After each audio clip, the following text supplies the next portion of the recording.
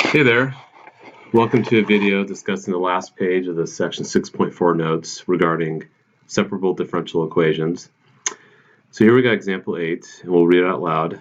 The radioactive decay of thulium-171, or an isotope of that, can be modeled by the following differential equation, dy over dt equals ky, where t is measured in years. You're told the half-life, which you might be familiar with from chemistry, of this isotope is 1.92 years, so we got to find k.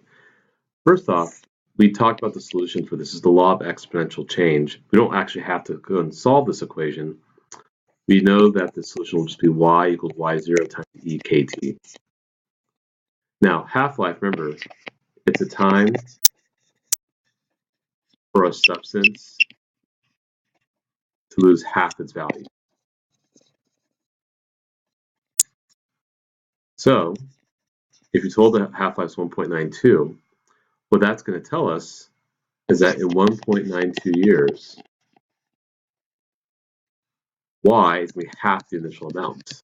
So y would be half of y0. So we're going to actually substitute and do that right now. Half of y0 equals y0 times e raised to the 1.92k. The beauty about this is that the y0s will cancel, and then you can actually write as a log equation. That's why some of your log properties are going to be huge. ln of 1/2 equals 1.92k. K is natural log of 1/2 divided by 1.92. And of course, we'll need to use a calculator to pull this off, which actually I do have it right here. I was in a different room in the house.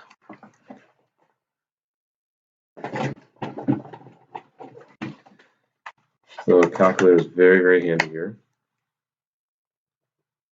Natural log of 0.5 divided by 1.92 to get negative 0.361.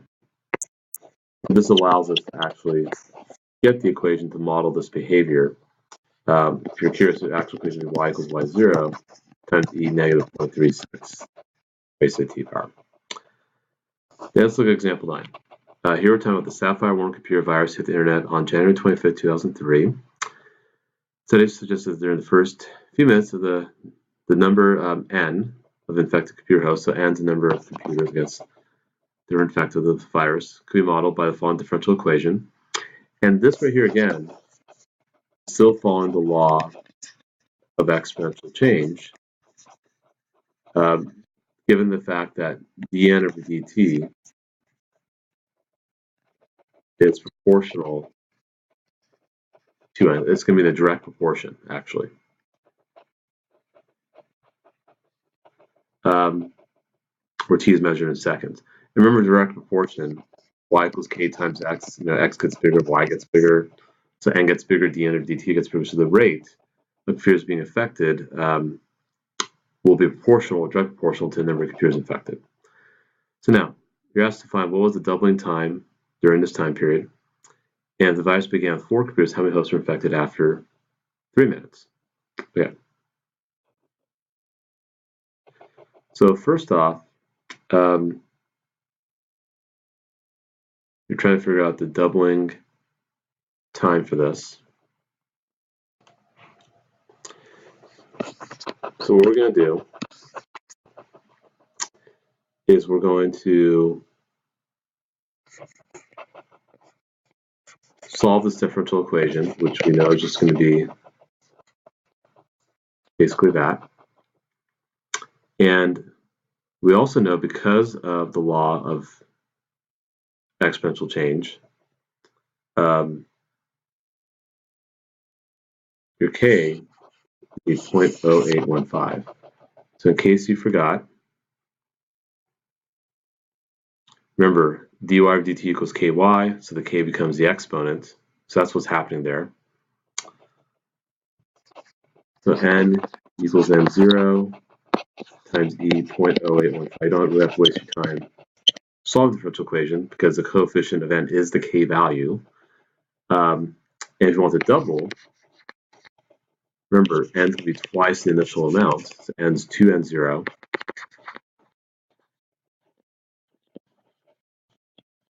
The end zeros will just cancel. And then you can write it as a log equation. Natural log of 2 equals 0.085t.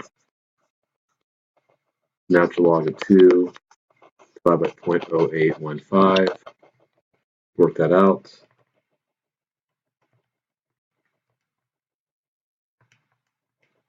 And you get about 8.5 minutes.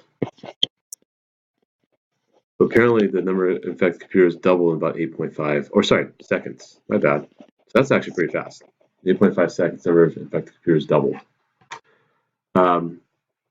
We could even compare it to the worked out solutions, which, yep, that's what we got. We actually should put it to 3 decimal places. That's what the AP looks for. So 8.505 seconds. Then for part B, if the virus began with 4 computers, so it means that your initial value is going to be 4, and T is going to be 3. How many were infected? So basically, we just do using our solution to this differential equation representing the law of exponential change.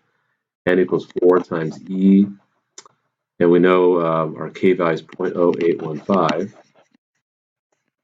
times 3. But remember, in seconds, we got to change to 180. And again, you can use your calculator and work it out. 0.0815 times 180. You do E raised to that number times by 4. And it's pretty scary. That would be 9,400,697 computers would probably be infected in about 3 minutes. So you can kind of see the danger of computer viruses there. So, and I did round to the nearest whole number, but you know, on the AP they do expect you to round to 3 decimal places. So that pretty much covers the last page of the section 6.4 notes.